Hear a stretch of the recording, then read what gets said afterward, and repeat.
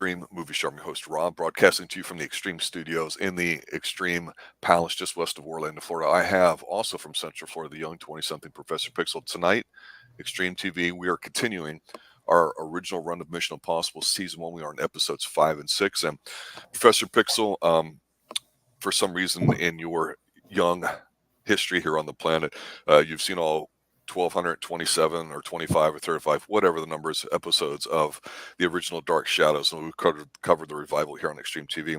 For some reason, you want to pick Mission Impossible, and I've only seen select episodes.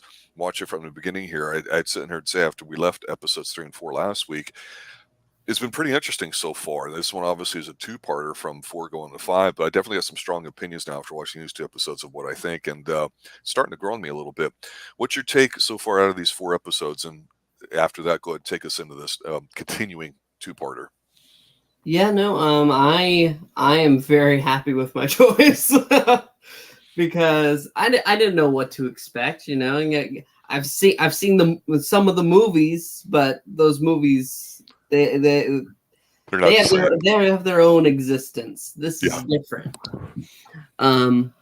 I really enjoyed, especially going into the two-parter. I think they did the recap fairly well, and it kind of seamlessly goes into where we need to go, with a blank cell. But yeah, no, I'm very happy with this choice. I think it takes a while sometimes for characters to really get into their own, and I think Martin Landau's character, I think he just jumps off the screen. I think he's just so damn good. It's interesting to me because in the last episode, it wasn't really a cliffhanger so much, but it's a two-parter where the team's trying to get this cardinal out, breaking him out of prison, and they're doing it under the guise of this traveling circus that's close by to one of these, post World War II commie country type things or whatever. Not to get too political on it, but that was the whole idea of it. Because this cardinal represents, a big deal to something. So they're pretty light on all that stuff, and it's just how do you go about doing it? So it's like a thinking man's type of thing. We mentioned before how a lot of the episodes are just showing them performing action, but for me, I thought this was pretty interesting because I was going crazy over the guest host, the trapeze lady or whatever, and I think one of my favorite lines in TV this year is when she calls her like a gypsy tramp, and then they have the gypsy cat fight here towards the end to kind of distract, because they only lightly seduced the patrolling guard that they had to distract from. And you know what? This might be the first time I've ever seen a zipline in a TV show going back this far. So they definitely, I thought, continued it well. I agree with you with the recap. And to me, I just watched this episode, again, not a lot of dialogue, and I think that's pretty interesting too. And I pointed out on one character I want to mention here a little bit because he gets a few things here to do just to show off. And I don't know that it really has anything to do with the episode per se, but sometimes you got to give characters some screen time. I'm going to be talking about Willie, and Willie's the jacked up dude who's like 6'3", 6'4", like 240. Dude was a legit. There's bodybuilders, there's powerlifters, there's strongmen, there's different types of ways you define people that weightlift, right? But this guy was the real deal, and so they have him as like the strong silent type in here. Doesn't really seem to talk a lot or do much, but he's there to like be a distracting thug kind of in a way, and I think we'll probably see more of him later. Actually, Cinnamon, the classy blonde in here that's kind of doing back and forth thing, even though she's buddies with the trapeze artist, and they have this nice little cat fight. She's always been solid. I don't know if I see any difference between it. But Dan Briggs, the main dude, I think like his biggest contributions at the beginning of most of these episodes so far, where he gets the mission, should you choose to accept it speech and all that too, because he's kind of like in the middle, right? And that's kind of what I feel happens in this episode. But to me, it's still pretty much all about Martin Landau as Roland doing what he's doing in here. I mean, this is like a showcase for him, I feel like. And so I feel like some of these episodes have been a little uneven as far as showcasing everybody. And I didn't know with this two-parter if you saw the same thing or if you just noticed the episode more or what.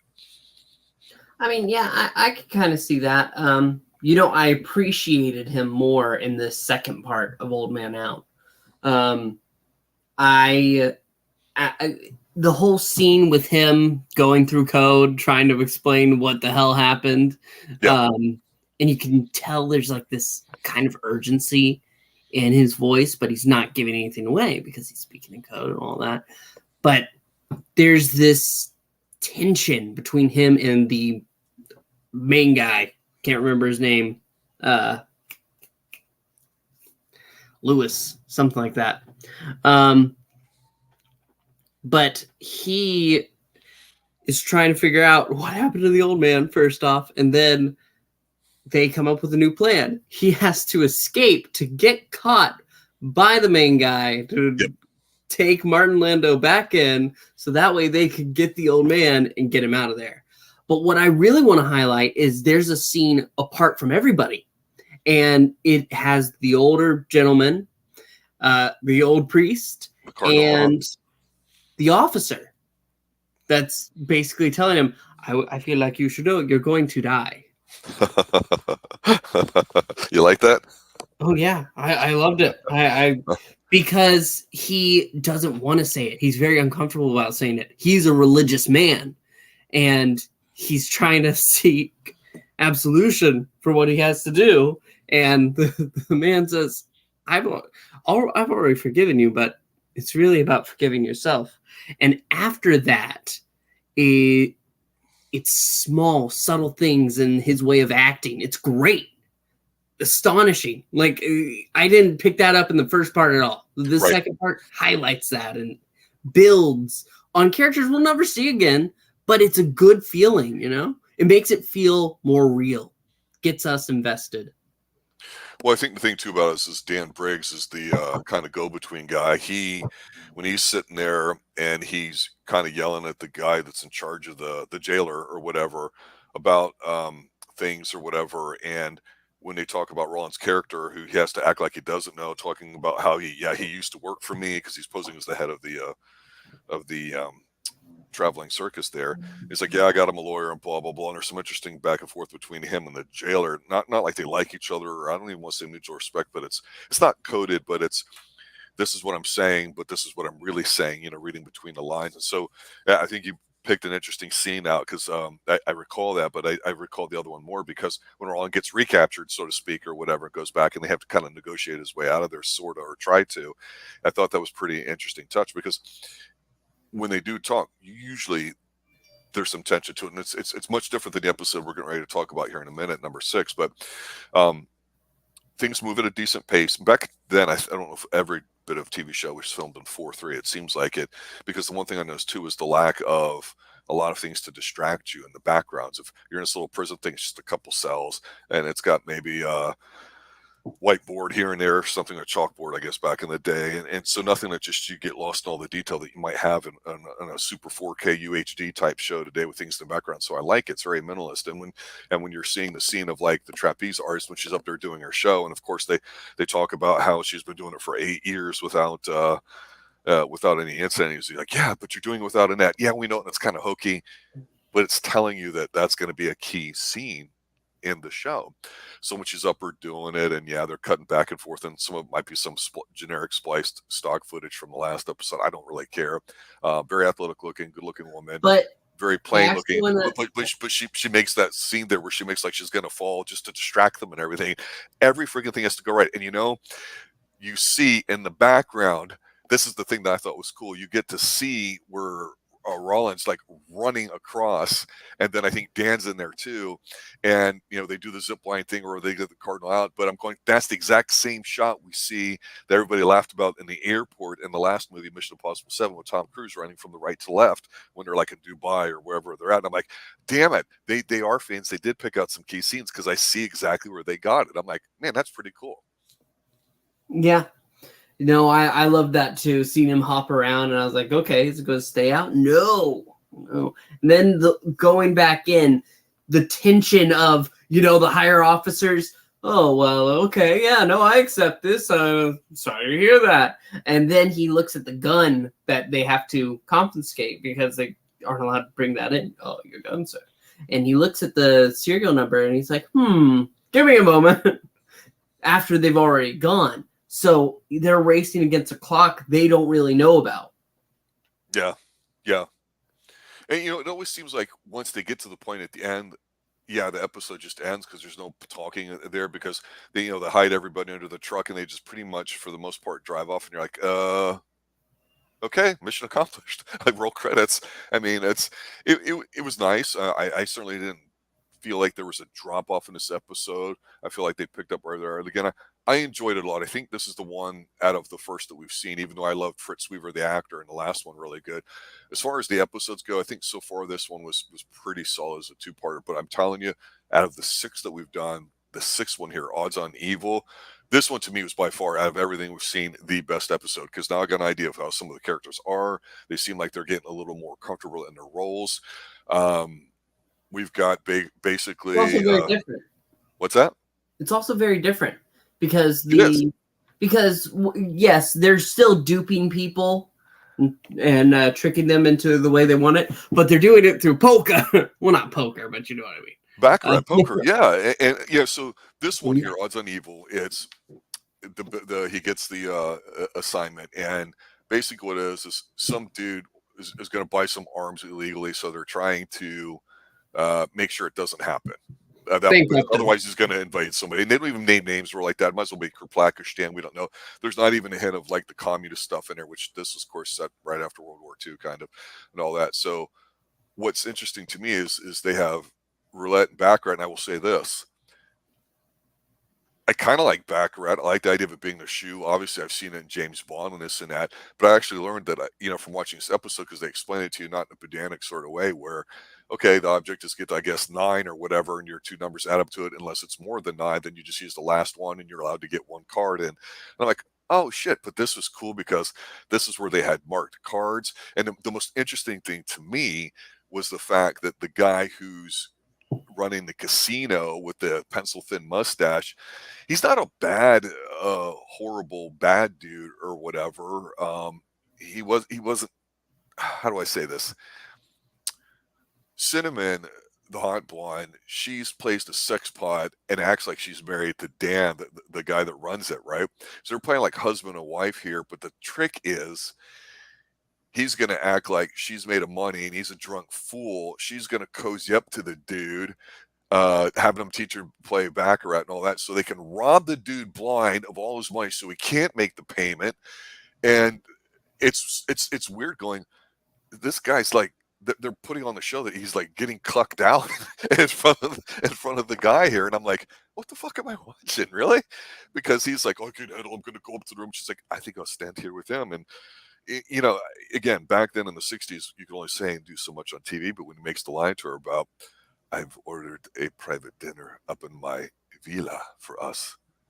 Let us retire. And she's like, sounds good to me. It's like, oh, it's on, there's a lot of that stuff that was going on, but damn it, Landau and even Barney, which we didn't really mention at all, Greg Morris, the actor, he gets a bit more room to shine here because he's more of like your hands-on kind of guy than all that. And they have the contact lenses and the marked cards and all that. That was cool shit. So I agree with you. I think it is a different episode. This one was a lot of fun for some reason. What did you think?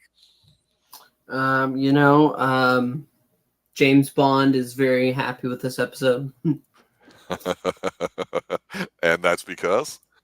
It's Casino Royale. It's not. No, it's not. No, I really, really did enjoy it.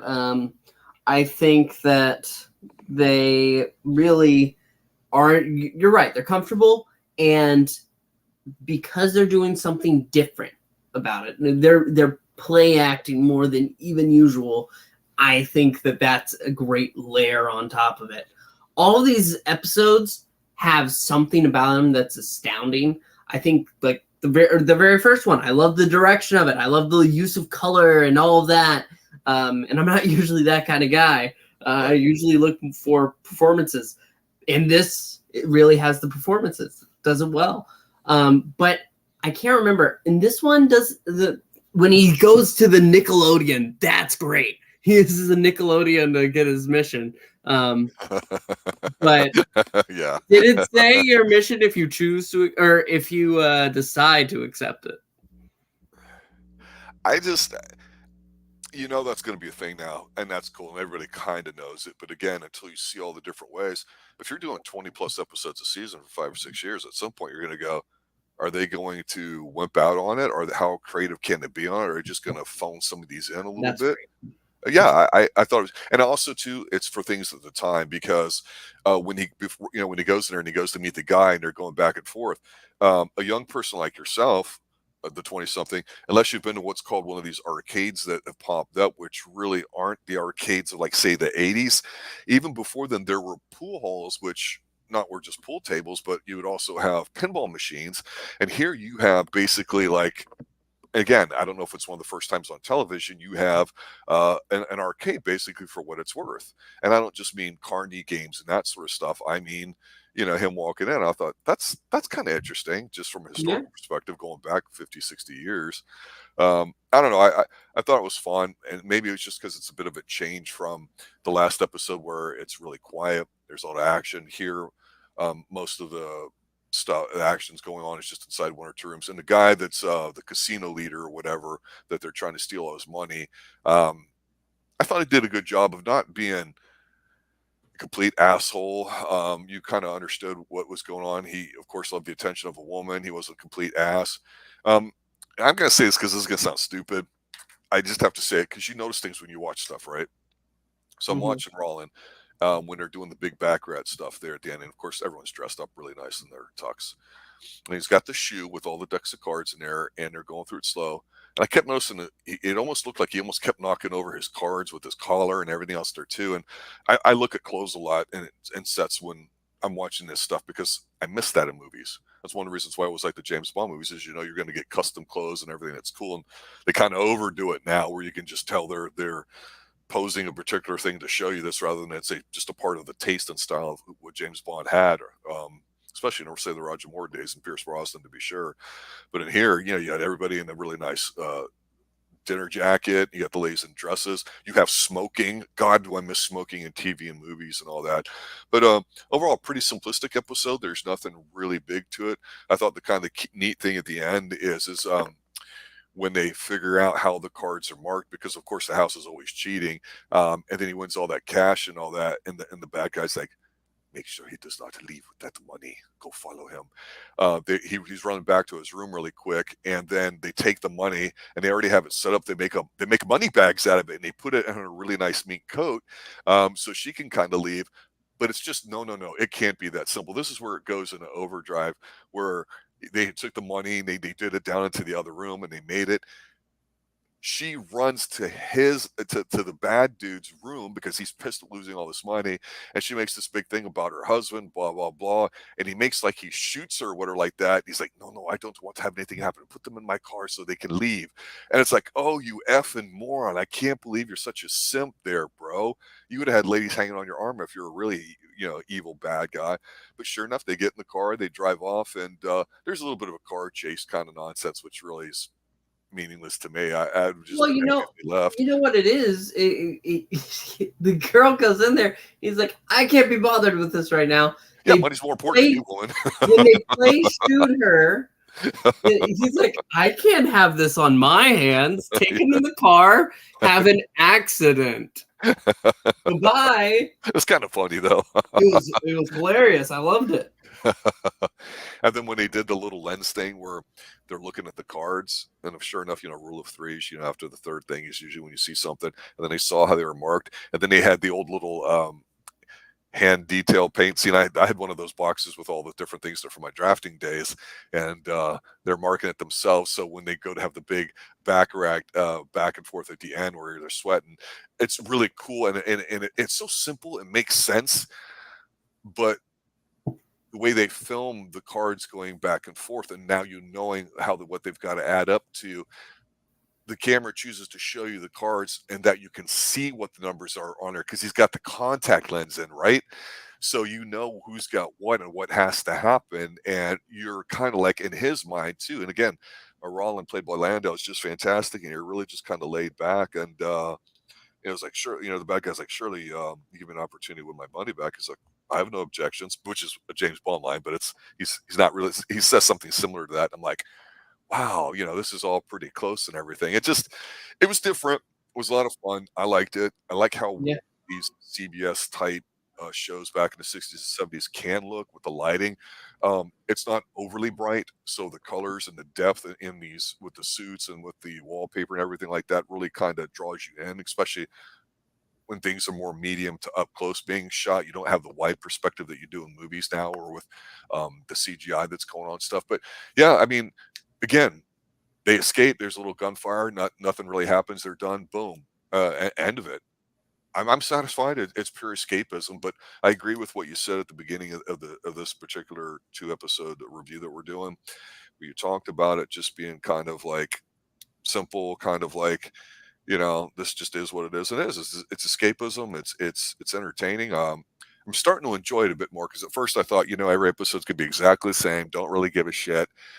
But I'm starting to appreciate the fact that even though Hey, that was the special character and he's in most of the episodes, and part of that's I think because of the way he had his contract, I do like how we get our assignment, we watch them do this overly elaborate gimmicky stuff, and it is different. I don't know how long they can keep this up, but it lasted for several years, so they must have did something right here.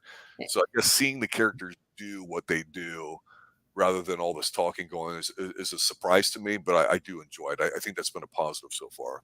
hey, I take issue to that. This isn't half of The Prisoner. I know.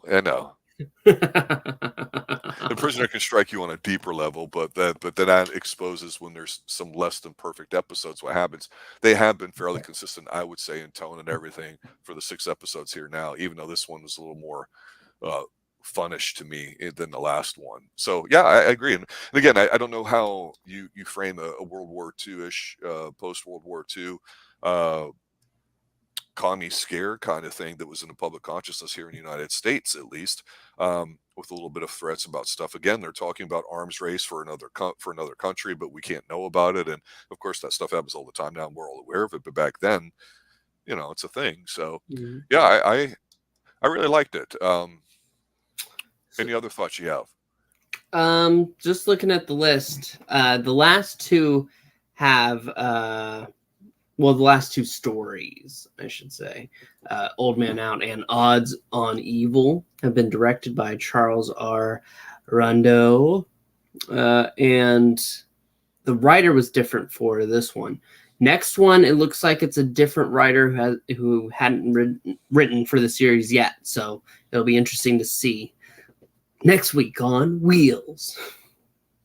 Yeah, on Wheels, it's in order to unfix the election result in a foreign country. Some people might say, hey, did they get that idea from the United States trying to fix it, like I think in Argentina in the 60s, maybe, or whatever it was, or Venezuela, I'm thinking. So I'm wondering with the writers at the time, how much of they really knew about the United States' involvement and other foreign affairs. Because, I mean, it's kind of a thing here too. Is the IMF the good guys? And I'll say this in closing. And I was a big fan of Brian De Palma's first movie and the movie series with Tom Cruise. People can say they've fallen their way into what they become.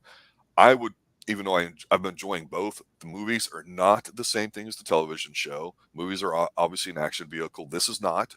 This is more heady, brainy stuff, right? Very little violence per se. And the big thing that strikes me too is that when Brian De Palma had said, "How am I going to make Mission Impossible completely different?" He took the team and he killed everybody off. And then it turns out that the guy that's like running the show is really a bad dude. So he was trying to modernize it, I think, in his own kind of sense of humor way.